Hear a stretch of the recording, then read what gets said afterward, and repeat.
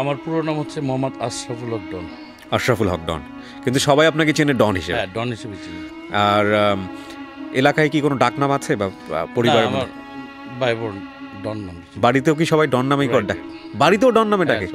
School সব everywhere. আচ্ছা, তো এটা কি সিনেমা থেকে আসলো নাকি আগে থেকে ছিল? এটা আগে থেকেই ছিল। কোনো ঘটনা আছে এই ডন নামের পেছনে?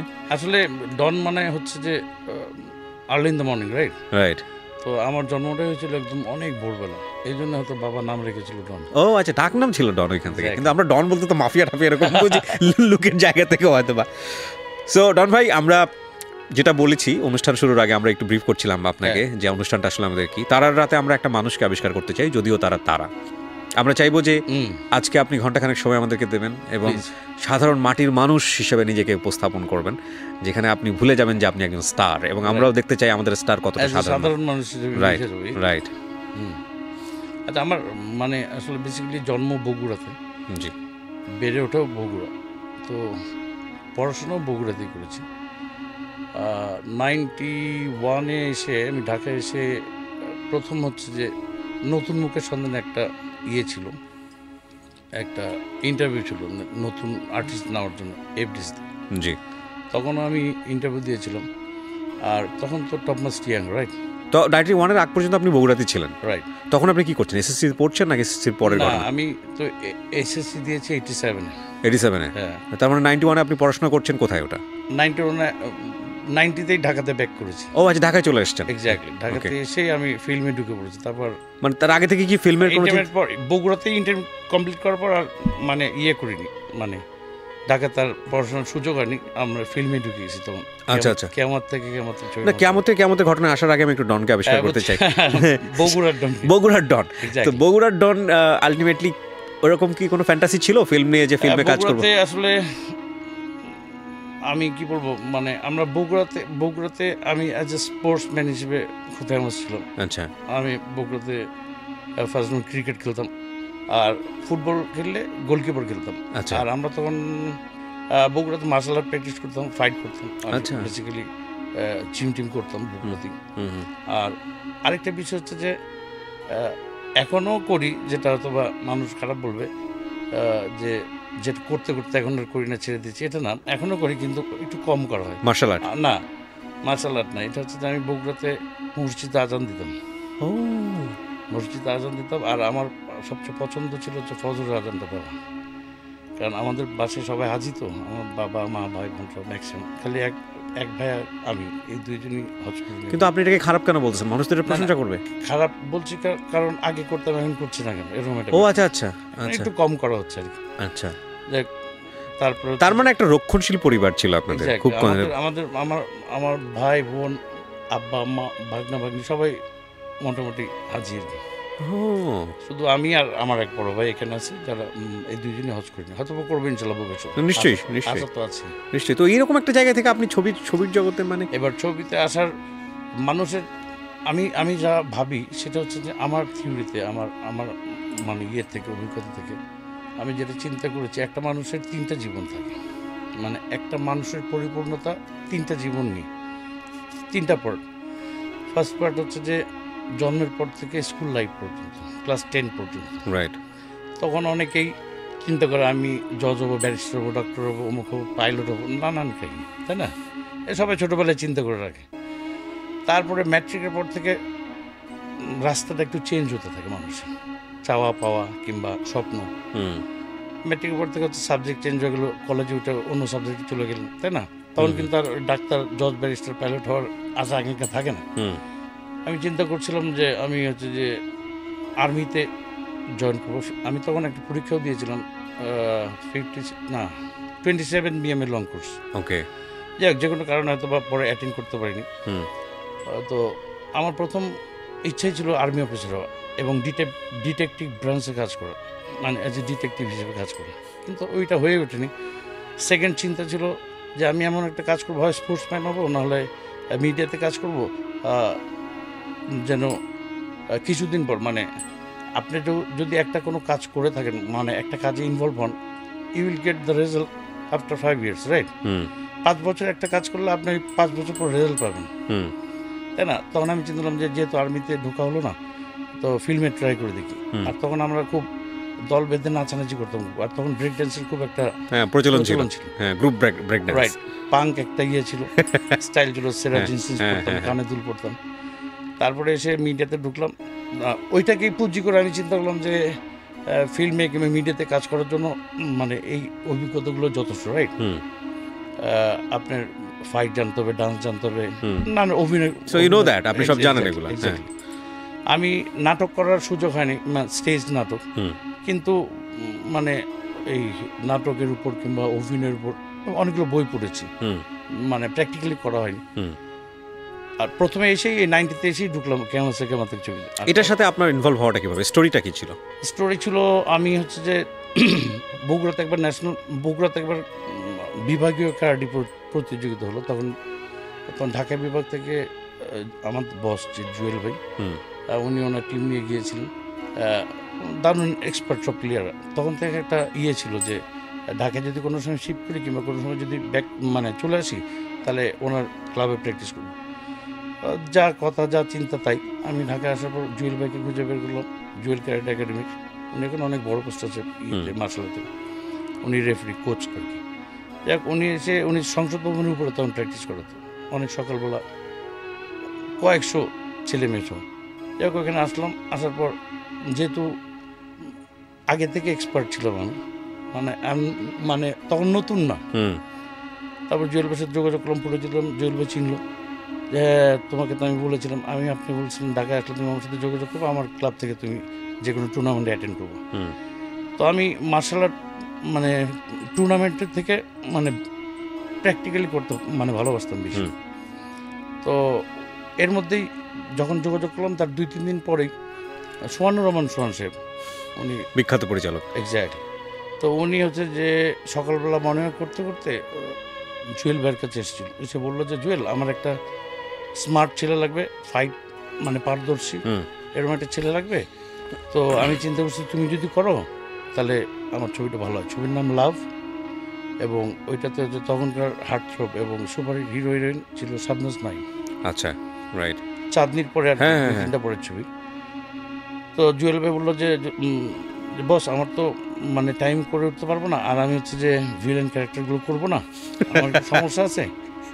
তো তখন বললো যে আমার একটা স্টুডেন্ট আছে, আপনি দেখতে পারেন, এই এক্ষুনি আসবে, মানে কিছুক্ষণের মধ্যে আসবে। আপনার কথা বলছেন। আল্লাহর কি কাম, আমি এসে গেছি তখন টাইম মতো। আসার পর পরিচয় করে দিল জুয়েল ভাই, কয় যে আমি একটা ছেলেকে নিয়েছিলাম, যেটা একটা পয়েন্ট আছে, যে পয়েন্টে আমি কথাটা বলি, সেটা হচ্ছে যে আমার কষ্ট লেগেছিল তখন যখন 90-তে এসে হচ্ছে যে নতুন মুখী সন্ধানের পরীক্ষা দিয়েছিলাম। তখন 33,000 ছেলে মেয়ে পরীক্ষা দিয়েছিল, ওইটাতে 10 জনকে নেওয়া হবে। হুম 10 জনকে নেওয়া হবে, মানে 10 জনকে নেওয়া হবে। এই 10 জনের মধ্যে হচ্ছে যে আমি লাস্ট পর্যন্ত ছিলাম, কিন্তু রেজাল্টের আগেই আমি আমি নাই আর কি। রেজাল্টে যে 10 জন সিলেক্টেড হয়েছিল, হুম। ওইটার মধ্যে আমার নাম ছিল, মানে 10 জনের আশেপাশে দিয়ে ঘোরাফেরা করেছেন। রাইট। কিন্তু ঘটনা হচ্ছে যে ঘটনার চক্র আর কি।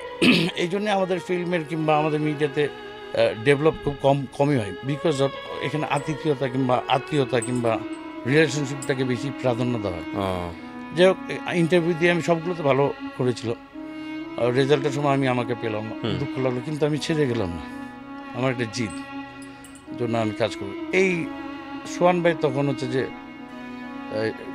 আমার জুয়েল ভাইয়ের কাছে এসেছিল, জুয়েল ভাইয়ের কাছে আসলো, জুয়েল ভাই আমাকে দিয়েছিল। তখন সোহান ভাই বললো যে এমন একটা ছিল ফাইট এক্সপার্ট, হচ্ছে আমার বলছে যে আমার হচ্ছে যে এই জুয়েল ক্যারেটে একাডেমির সবচেয়ে পাওয়ারফুল এবং সবচেয়ে এক্সপার্ট ছেলেকে দিচ্ছি। তারপর আসলাম, আসার পর তখন বললো যে দেখো বাবা, আমি কয়েকদিন আগে একটা ছেলেকে নিয়েছিলাম, ওই 10 জনের মধ্যে সিলেক্টেড 10 জনের মধ্যে একটা ছেলেকে নিয়েছিলাম, ওই ছেলেটা 3-4 দিন শুটিং করেছে, কিন্তু ফাইটের সময় যে কিছুই পারে না, নাথিং, মানে কিচ্ছুই পারে না। আমি বাধ্য হয়ে ওই ছেলেটাকে বাদ দিয়ে এখন নতুন করে রিশুট করবো, গান ফাইট এইসবগুলো। আমি তো তখন বুঝিনি, আমি ঠিক আছে, এখন কথা হচ্ছে আমার চান্স যেহেতু এসছে, আমি আমার যত সম্ভব আমার যতটুকু সম্ভব অভিজ্ঞতা দিয়ে আমি আমার এই সুযোগটাকে কাজে লাগাবো। আমার বললো ফাইট কিরকম পারো, তখন বললো যে জুয়েল ভাই বললো একটু দেখাই দে। আমার তখন নানচাক একটা জিনিস আছে মার্শাল আর্টের, একটা চেনের সাথে দুটো রাইট, তখন আমি খুব এক্সপার্ট, দুটো একসাথে ঘুরে দেন। তাই আমি বের করে যখন দুটো একসাথে ঘুরানো আরম্ভ করলাম, শুরুতেই বললো না আর লাগবে না, আর লাগবে না, কাজে এটাও 2-4 জনের সাথে ফাইট করবো এরকম একটা স্টাইলে একটু দেখাতো। আমি 2-3টা রাউন্ড কিক দেখানি, তারপর বললো আর লাগবে না। পরশু দিন সকাল থেকে শুটিং, মানে ওইখানে মোটামুটি সিলেক্টেড, ফার্স্ট সেন্সে সিলেক্টেড। তা বললো যে পরশু দিন থেকে শুটিং, নাইমের সাবনাস।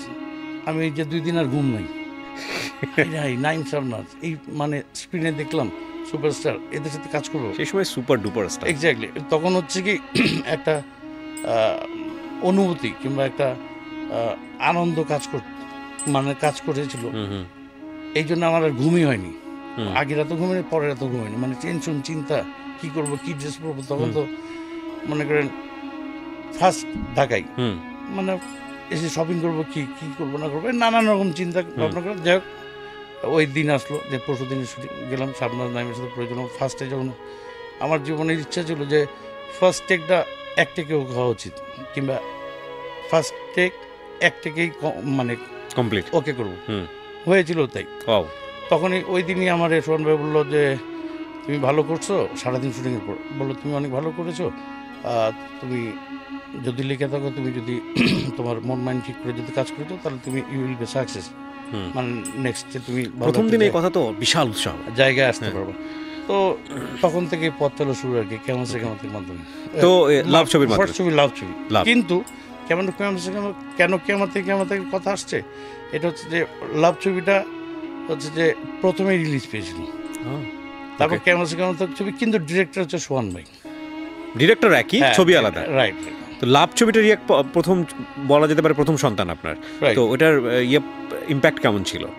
লাভ ছবি তো নাইম সাবনাজের তো মোটামুটি গিয়েছিল, কিন্তু লাভ ছবির আগে যেহেতু কেমন সে কেমন রিলিজ পেয়েছিল, হ্যাঁ, সেহেতু হচ্ছে যে কেমন সে কেমন। ও তার মানে রিলিজের দিক থেকে এটা আপনার প্রথম ছবি? হ্যাঁ, প্রথম ছবি, এবং সুপার ডুপার বাম্বারের ছবি, কোনো সন্দেহ নাই। কিয়ামত থেকে কিয়ামত, তখন থেকে পথ চলা শুরু, আর পিছনে তাকানো হয়নি। ফাইন। কিয়ামত থেকে কিয়ামতের ঘটনা আমি একটু আসতে চাই বিস্তারিত, এবং সেটা হলো যে কিয়ামত থেকে কিয়ামত তো আসলে এটা একটা বলা যেতে পারে বলিউডে হয়েছিল, সেটার অনুকরণে তৈরি করা হয় বাংলাদেশে, এবং দুটাই খুব সুপার ডুপার হিট। ওখানে যেভাবে করা হয়েছিল বাংলাদেশেও ঠিক সেভাবেই, পুরো একটা নতুন গ্রুপ অফ পিপল, নতুন হিরো, নতুন আর্টিস্ট, সব কিছু নিয়ে। রাইট। তো আপনাকে যখন সিলেক্ট করা হলো, ওখানে সালমান শাহ নতুন, ওই টিমের সাথে ইনভলভ হওয়া, কি মনে পড়ে যেটা শেয়ার করার মতো? না, মনে করেন যে আমি সোহান ভাইয়ের ফার্স্ট ছবি করছিলাম লাভ, ওই লাভ ছবি করার সময় যখন আলোচনা চলছিল, যখন কথাবার্তা চলছিল ছবিটা নিয়ে, ওরা তো অনেক আগে থেকে একটা প্রিপারেশন নেই, গল্প রেডি, আর্টিস্ট রেডি, সব কিছু। তখনই আমি শুনছিলাম যে একটা হিরো খুঁজতেছে সোহান ভাই, কিন্তু হিরো পাচ্ছে না মনে হতো। তো ফানটা না কিসের যেন একটা অ্যাড ছিল সালমানের, আচ্ছা, ওই অ্যাডটা দেখার পর সালমান খুব মানে সোহান ভাইয়ের খুব পছন্দ হলো। তারপরে সোহান ভাই সালমানকে মানে নিয়ে আসলো স্ক্রিনে। আসার পর প্রথম ছবিতে তো সুপারহিট দেখলাম। তো আপনার সঙ্গে পরিচয়টা কিভাবে হলো সালমানের সাথে কাজ করতে গিয়ে? সালমানের সাথে হচ্ছে যে যেহেতু সালমানের ফার্স্ট মুভি, আমারও বলতে গেলে ফার্স্ট মুভি, মৌসুমীরও ফার্স্ট মুভি, তারপরে আরও নতুন কিছু ক্যারেক্টার ছিল, এদেরও ফার্স্ট মুভি। তো যাই হোক, সবাই নতুন, যেহেতু সবাই একসাথে একদম একই সূত্রে গাঁথা, এরকম টাইপের একটা রিলেশনশিপ হয়ে গেছিলো সবার সাথে সবার, মানে ফ্রেন্ডলি রিলেশন, যারা সেম এজার। সালমান আমরা তো খুব ঘনিষ্ঠ বন্ধু হয়েছিল, আপনারা তো জানেনই। তো এখন ঘটনা হচ্ছে যে তারপর থেকে যে পথ চলা শুরু করেছে আমরা একসাথে, অনেক চড়াই উতরাই, অনেক গল্প। সালমান বাংলাদেশের নক্ষত্র জগতের অন্যতম একজন নক্ষত্র ছিল, এবং হয়তো পারফর্মের জায়গাতে নাই, সেটার একটা লম্বা স্টোরি আছে, এবং সেখানে বন্ধু হিসেবে আপনারও নিশ্চয়ই স্মৃতিচারণ আছে। তো প্রথম ছবি বুঝতে পারছিলেন যে সালমানের সাথে যে ছবিটা হচ্ছে, এটা এত বড় একটা হিট ছবি হতে যাচ্ছে বা হবে? না, যেহেতু এই ছবিটা আমরা হিন্দিতে দেখেছিলাম, মানে বোম্বের ছবিটা আমির খানের, তো তখন এমন কোনো ইয়াং ছেলে কিংবা ইয়াং জেনারেশন দেখেনি, খুঁজে পাওয়া মুশকিল, তাই না? সবাই দেখেছিল, আমরাও অনেকবার দেখেছি, শুধু একবার না, কয়েকশো বার দেখেছি এরকম। তারপর যখন চিন্তা করলাম এই ছবিটা করছি, আরও বেশি দেখা হয়েছে, কারণ ওইখানে তো পার্ট টু পার্ট আমার ক্যারেক্টারটা কোনটা আমি তো দেখতেই পাচ্ছি।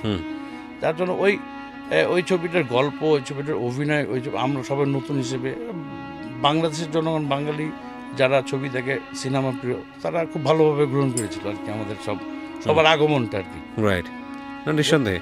এমনি সালমানকে ব্যক্তি মানুষ হিসেবে আপনার যেহেতু খুব ভালো বন্ধু ছিল, ওর কি স্পেশাল গুণ যেটা আপনাকে ফার্স্ট অ্যাট্রাক্ট করলো? হি ওয়াজ ড্যাম আমি বলি ও স্মার্টনেসের দিক থেকে খুব সুন্দর, ড্যান্স স্মার্ট, তারপরে ওর অ্যাক্টিভিটিস, ওর কথাবার্তা স্টাইলিশ, তারপর হচ্ছে যে স্ট্যান্ডার্ডনেস মেনটেন করতে হবে, একটা লেভেল মেনটেন করতো।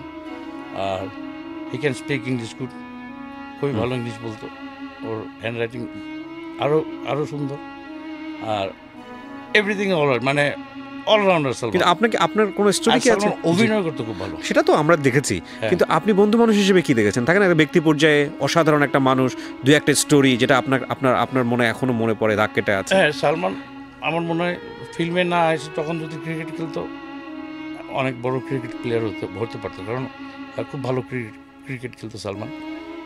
আমরা আমাদের একটা টুর্নামেন্টে খেলেছিল সালমান, মানে ফান্ড কালেকশনের টুর্নামেন্ট করেছিলাম আমরা ইয়েতে, স্টেডিয়ামে, অনেক আগে। তখন দেখলাম মানে ক্রিকেটের প্রতি খুব উইক এবং খুবই ভালো খেলে।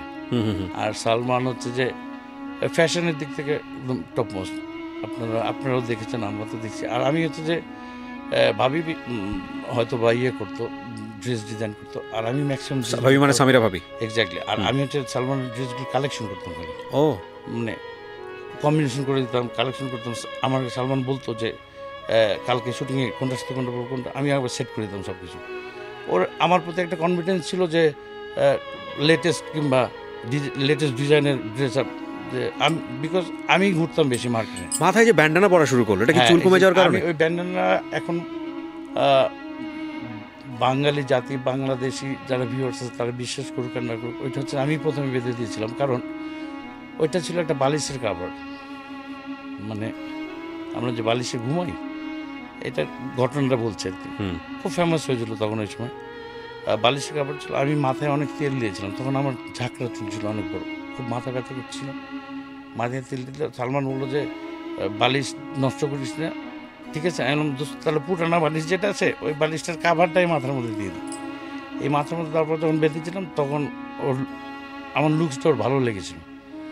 আর এটা আমি দেখেছিলাম সঞ্জয় দত্তের একটা ছবি অনেক, তখন আমি সালমান আমরা বললো দোস্ত আমি এই গেট আপটা একটা ছবিতে পুরোটাই দেবো, আমি অবশ্যই। তারপর আমি করলাম কি, একদম কবে থেকে দিবি, মানে স্নেহ ছবির নাম স্নেহ, ডিরেক্টর হচ্ছে মরহুম শিবলি সাদিক, ই ওয়াজ ফেমাস ডিরেক্টর, নাম করা ডিরেক্টর। তো ওনার ছবিতে মৌসুমি আর সালমান ছিল, ওই ছবিতে আমি ছিলাম না, কিন্তু ড্রেস ডিজাইন কিংবা কী কী ড্রেস পরে সব আমি সেট আপ করে দিয়েছিলাম। ওইটাতে ভ্যান্ডানা পরেছিল সালমান। ওই কাপড়টা আমি পরে ড্রেস ম্যানের বললাম যে যতগুলো কালার আছে স্পটেড, গোলগুলো স্পটেড যতগুলো কালার আছে সবগুলো কালারের কাপড় কিনে আনবে একটু একটু করে ইসলামপুর, যে আমাদের তো যাওয়া সম্ভব না, ওরাই খুঁজে কিনে আনে ড্রেস ম্যানের।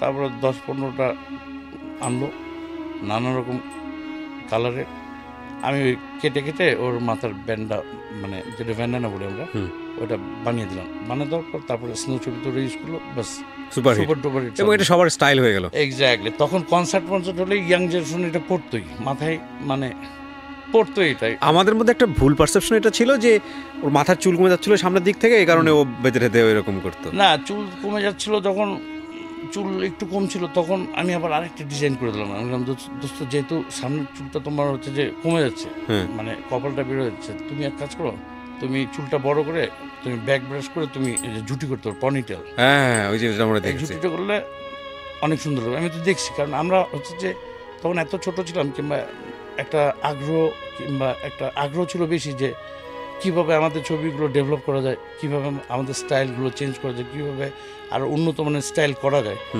এগুলো নিয়ে অনেক চিন্তা করতাম আমরা। কীভাবে ফাইট ডেভেলপ করা যায়, কীভাবে গান নাচ এগুলো ডেভেলপ করা যায়, এগুলো আমার মনে হয় অন্যান্য আর্টিস্টের থেকে আমরা সবচেয়ে বেশি চিন্তা করতাম। আমরা দুইজনে চিন্তা করতাম, দুইজনে ডিসকাস করতাম, দুইজনে দেখতাম, বিগ স্ক্রিনের ছবি দেখতাম। মনে করেন একটা হংকংয়ের ছবি দেখলাম, ওই ছবিটা হচ্ছে যে ইয়েস ম্যাডাম পার্ট 2, একটা মেয়ে হংকং ওয়ার্ল্ড চ্যাম্পিয়ন মার্শাল আর্টে, তোর কিছু ফাইট সালমানকে দেখালাম। সালমান দেখানোর পর সালমান বললো, বিকজ সালমান তো সুপারস্টার, সালমান তো হিরো, সালমানের কথা সবাই শুনবে, আমি তো তখন সুপারস্টার না, আমি as a villain, right, supporter. তো আমার কথা তো ডিরেক্টর কিংবা প্রডিউসার শুনতে যাবে না সহজে, যদি যুক্তিসঙ্গত হয় তাহলে শুনবে। তো আমি সালমানকে বলতাম, দোস্ত এই ফাইটের কিছু পার্ট ফাইট ডিরেক্টরকে তুই বলবি, বলে এই ফাইটের পার্টটা এই ফাইট এই ফাইটটা করা দরকার আমাদের। তখন আমরা দুইজনই প্র্যাকটিস করতাম। সালমানকে আমি মার্শাল আর্ট প্র্যাকটিস করাতাম, আমি লাঠি ঘুরানো শিখাতাম, আমি শর্ট স্টিক ঘুরানো শিখাতাম। একটা স্টাইলের ব্যাপার ছিল। সালমানের ফাইটের দাঁড়ানোর স্টাইল ছিল আলাদা, কারণ পুরোটাই শিখানো। ম্যাক্সিমাম টাইম একসাথে থাকতাম আমরা, সকাল থেকে রাত পর্যন্ত বোথ শিফট শুটিং থাকতো, টাইট শিডিউল। ফাইটের দিক থেকেও অনেক পারদর্শী ছিল। একটা জিনিস যেটা বুঝতে পারছি যে মানে আপনি যেহেতু বিষয়গুলো জানতেন, সুতরাং সামহাউ সালমান এই বিষয়গুলো আপনার কাছ থেকে শিখতো এবং সেই দিক থেকে একটা ডিপেন্ডেন্সি তৈরি হয়েছিল দুজনের। শেখার তো শেষ নেই। আমরাও সালমানের কাছে পেতাম, কারণ সালমান যে অভিনয়গুলো যে এত পারফেক্টলি করতো, এটা আমরা এখনো পারি না, তাই না? এক একজনের এক একটা গুণ দিয়ে রাখে আল্লাহ পাক। নিশ্চয়ই না, নিশ্চয়ই। সালমান হয়তো বা থিয়েটার আর্টিস্ট না, অমুক আর্টিস্ট না, কিংবা অভিনয় যে প্র্যাকটিস করে এসছে তাও না, গড গিফটেড ডেফিনেটলি। কিন্তু এত ভালো অভিনয় করেছিল, কিংবা এত ভালো অভিনয় করে সালমান, যে আসলে মনে হয় অনেক বছর ধরে থিয়েটার করে আসছে, এরকম একটা ব্যাপার। এটাও গড গিফটেড। আর শাবনূরের এন্ট্রিটা কি অনেক পরে হলো আপনাদের সঙ্গে এই টিমে? হ্যাঁ, তখন শাবনূরকে চিনতাম না আমরা। শাবনূর একটা ছবিতে আসছিল এহতেশামের মৌমাছি ছবি, তার আগে কি যেন ছবি করেছিল না, অ্যাকচুয়ালি সাব্বির না কে যেন সামথিং, কে যেন। ওই দুটো ছবি ফ্লপ ছিল, কারণ সালমানের কাছে তখন কোনো ছবি টিকতো না। সালমান শাহ মানে বাম্পারি। তখন সাব্বির একটা ছেলে এসেছিল নতুন, আরও 2-3 জন নতুন ছেলে আসছিল, এরা দু একটা ছবি করে আর খুঁজে পাওয়া যায়নি এদেরকে। ওদের মধ্যেই শাবনূর হচ্ছে একটা ছবি না দুটো ছবি হিরোইন ছিল। তো যাই হোক, প্রিয় দর্শক এবং শ্রোতা, আপনাদেরকে আরও একবার মনে করিয়ে দিচ্ছি, আপনারা দেখছেন দারাজ প্রেজেন্স তারার রাত। আজকে আমাদের অতিথি হচ্ছেন আশরাফুল ভাই, চিনবে না তাকে আশরাফুল বললে, আমাদের ডন ভাই। তো ডন ভাই, আমরা যেখানটায় ছিলাম যে সালমানের সাথে যেহেতু একই সাথে মুভ করা আপনাদের সিনেমা জগতে, সুতরাং একটা চমৎকার বন্ধুত্বপূর্ণ সম্পর্ক তৈরি হয়েছিল, নইলে তো তুই সম্পর্কে আসলে যায় না। রাইট না, আমরা প্রথম 2-3 দিন তুমি ছিলাম। সালমান এত ফ্রেন্ডলি, এত আপনভাবে নিয়েছিল আমাদের সবাইকে। তখন সালমানে বললো কিসের তুমি আর কিসের আপনি। তো এতে কি হলো, মানে কি আউটিং হতো, খাওয়া দাওয়া একসাথে করা, ওর বাসায় যাওয়া বা ও আপনার বাসায় যাওয়া? এটা ন্যাচারালি, আপনার যদি একটা ক্লোজ বন্ধু থাকে, আপনার যে কলিগ থাকে, আপনার সাথে খুব গুড আন্ডারস্ট্যান্ডিং থাকে, মানে ফিল কাজ করে, অনুভূতি কাজ করে, যদি আপনি আপনার বন্ধুকে ফিল করেন, তাহলে আপনি আপনার বন্ধুর সাথে যেতেই পারেন, তাই না? আমরা আর ওর বাসায় যাওয়া প্রায় হয়তো আমাদের তাড়াতাড়ি শুটিং শেষ হলো, আমরা ওর বাসায় গেলাম, যে আমি আরও ছবি দিচ্ছি, আড্ডা মারতেছি, পরশু দিনের কি শুটিং, কালকে কি ফাইটটা, এরকম করবো, এরকম একটা। তখন ভিডিওর যুগ ছিল, আই মিন VCR, ঠিক আছে? হ্যাঁ, ছবি নিতাম, আমরা যা বসতাম, দেখতাম কখন সন্ধ্যা লেগেছে, কখন রাত লেগেছে, এরকম একটা ওর মাথাতেই ছিল না এরকম। আর যেহেতু আমরা টপ মাস্ট ইয়াং ছিলাম তখন, যার জন্য দেখছি এই ছবি দেখছি, ওই ছবি দেখছি, আলোচনা করছি, ড্রেস নিয়ে চিন্তা ভাবনা করছি, ফাইট নিয়ে চিন্তা ভাবনা করছি। আর আউটিংয়ের ব্যাপারটা হচ্ছে যে মানে হঠাৎ সালমান শুটিংয়ের পর বেরোতো গাড়ি নিয়ে, আর আমাকে পেলে আমাকে নিয়ে যেত, আর আমি ভয়ে চড়তাম না বেশি, তারপরেও ওর গাড়িতে ঘুরতাম। ভয় চড়তাম না বলতে মানে খুব স্পিডে ছিল, এমন স্পিডে গাড়ি চালাতো, আমি তো যতবার যখনই উঠতাম ওর গাড়ি, তখনই সুরার উপরে উঠতাম, কারণ সুরার উপর কিছু প্রোটেকশনের দিক থেকে আমি অনেক সুরাটার উপর তারপর উঠতাম গাড়িতে। ওটাও এমনকি ও গান শুনতেছি কিন্তু আমি সুরা পড়তেছি ভয়ে, মানে এত স্পিডে চালায়, মানে ক্রেজি, মানে তবে খুব ভালো গাড়ি চালাতো, ড্রাইভিং করতেছেন। ওকে, আমরা যেটা জানি বাংলা ছবিতে ইভেন এখন এটা হয় যে হিরো বলি বা অ্যাক্টর বলি বা অ্যাক্ট্রেস বলি, তারা তাদের ব্যক্তিগত জীবনটাকে গোপন রাখেন। যেমন আমরা যদি বলি সালমান শাহের ক্ষেত্রে এটা একটু ডিফারেন্ট ছিল, কারণ উনি বিয়ে করার পরেই এন্ট্রি হয়েছে সিনেমা জগতে, যদি ভুল না করে থাকি। সে অর্থে এরকম একজন হিরোর ক্যারিয়ার তৈরি করা তো খুব ডিফিকাল্ট ছিল, কিন্তু সালমান শাহের ক্ষেত্রে আমরা ডিফারেন্ট কিছু দেখলাম। তো সালমান শাহ কি করতেছিল ইনিশিয়ালি, কি সেই জিনিসটা গোপন করতেছিল সাধারণদের কাছ থেকে নাকি? সালমান আসলে কোনো কিছু ড্যামকেট কোনো কিছু গোপন করতে চায়নি কিংবা চায় না। ও এমনি ইমোশনাল একটা পাবলিক ছিল, ইমোশনালিটি ছিল, ওর ভিতরে সফটনেস কাজ করতো, ওর ভিতরে ফ্রেন্ডলি মানে সামিরা সালমানের ব্যাপারটা কি ওপেন ছিল, সবাই জানতো, মানে বাংলাদেশের মানুষ জানতো? ওইটা তো কেমন ছবি শুটিং এর মধ্যে এই কাজগুলো হয়েছে। আচ্ছা, তাই না? যাই হোক, প্রথমেও গোপন করেছিল যে বিয়ে শাদীর ব্যাপারটা, পরে সব কাজ শেষ করে আসার পর জানলাম যে না ঠিক আছে বিয়ে শাদী করেছে। আপনার সাথে পরিচয়টা কিভাবে ঘটে সামিরা? আমি তো প্রথম দিনেই ওপেনিং এর দিন কেমন ছবি পরিচয় করিয়ে দেয়। হ্যাঁ, সোহান ভাই পরিচয় করে দিল, যেহেতু আমরা একসাথে কাজ করছি। আর কেমন শুটিং যে দিন থেকে শুরু হলো তখন থেকে তো সব একসাথেই, সারাদিন একসাথে। তো আচ্ছা, এই আপনার থেকে তুমি থেকে 2 দিন পর সালমান কিসের তুমি এই যে শুরু হলো পথ চলা বন্ধুত্ব। সামিরাও কি ছিল, মানে আপনাদের টিমের মেম্বার হিসেবেই অ্যাক্ট করেছে? তো বেসিক্যালি মেয়ে মানুষ, আর ভাবি তো মিডিয়ার কিছু না, রাইট রাইট। House wife. ভাবি আসতো সময় সময় শুটিংয়ে আসতো, শুটিং দেখতো, আর ভাবি আসলে সবাই আনন্দই করতো, কারণ সালমানও মজা পেতো, নতুন বিয়ে স্বাভাবিক ব্যাপার, সবাই ইয়াং জেনারেশন, আর আমরা সবাই ছোট, আর ভাবিকে সবাই অনার করতো।